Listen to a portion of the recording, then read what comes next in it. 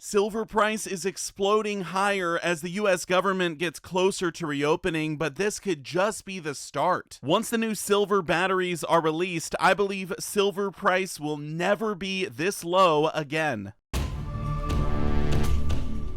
Introducing the first ever 5-ounce silver maple leaf coin from the Royal Canadian Mint, a historic release with an iconic design that is available in a stunning 5-ounce format for the first time ever. Don't miss your chance to own a piece of minting history, available exclusively at sdbullion.com. Thank you so much for watching. I do sincerely appreciate it. Silver price is taking off once again today. It's currently sitting at $53.38. It's up over $2 at the moment, about a 4% gain, but gold is up as well. Gold now above 4,200, sitting at 4,205. It's up $71, about a 2% gain for gold. So silver moving up about twice as fast as gold, and we now have the GSR, the gold-silver ratio, below 80-1. This changes my buying strategy from only buying silver to now buying a combination of silver and gold because silver price is going up so fast. And one more thing I want to mention about silver price now being above 53, we've only seen it go above $53 an ounce twice before ever. So we are nearing the all-time nominal high for silver. We'll see if we can break it this week, but let's get into some silver news before we talk about the battery update. Chinese silver stockpiles are seeing massive outflows. You could see that in the Shanghai weekly silver stocks chart, and they're now at their lowest levels since about 2016, and this trend is likely going to continue. Jesse Colombo posted on X that silver's bull market is still very young. He's saying there has been very little participation by American investors, as evidenced by the flat holdings of the popular SLV silver ETF, while silver has surged 190%.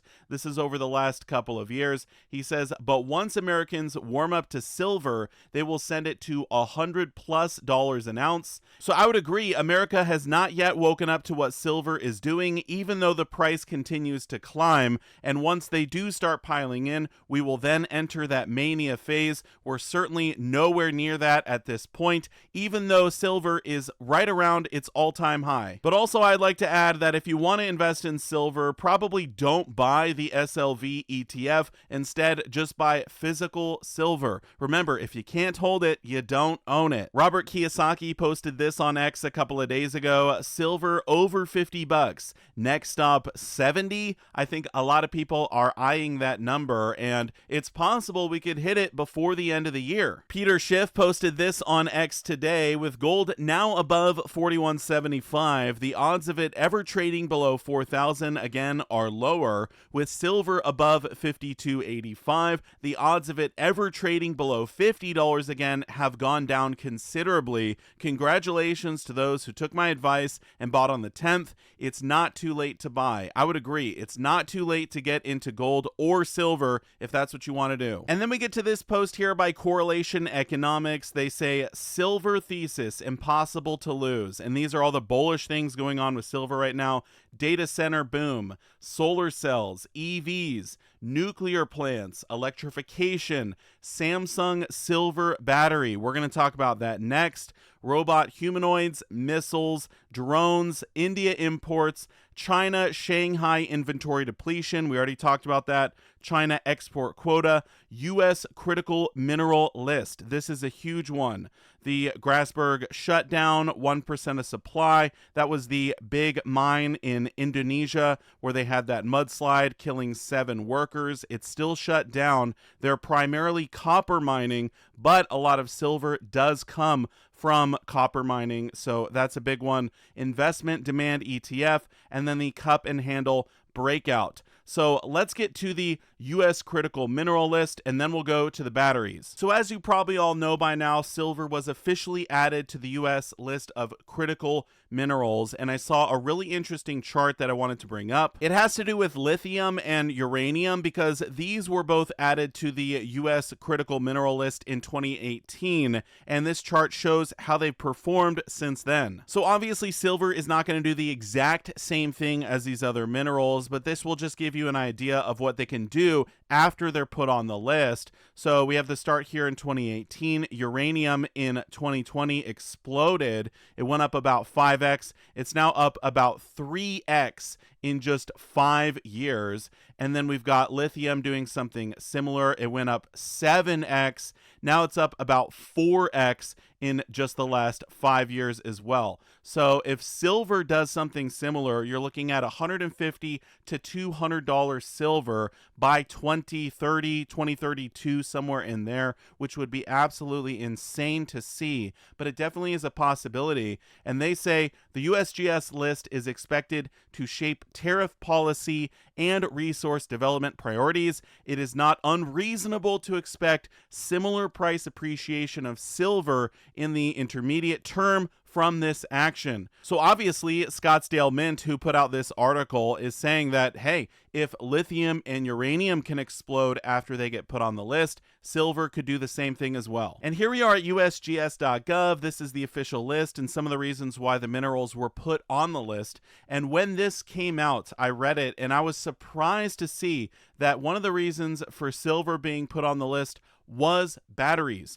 because right now as it stands, silver is not used a lot in batteries, but that all could be changing soon. Now this article says Samsung's silver solid state battery closer to becoming mainstream, and I want to talk about what exactly this battery will do. Then we'll talk about how much silver it's going to need, how much of the global supply of silver it will need as well, and then when these batteries are supposed to come out. Now I did talk about these batteries last April, but some of the highlights: the battery boasts a range of up to 600 miles on a single charge. It can recharge to 80% in just 9 minutes and is designed to last for 20 years. So if you think about current electric cars, they can only go about 300 miles. They take much longer to charge, and they're also more dangerous. The core innovation lies in the battery's oxide solid state architecture, which replaces the flammable liquid electrolyte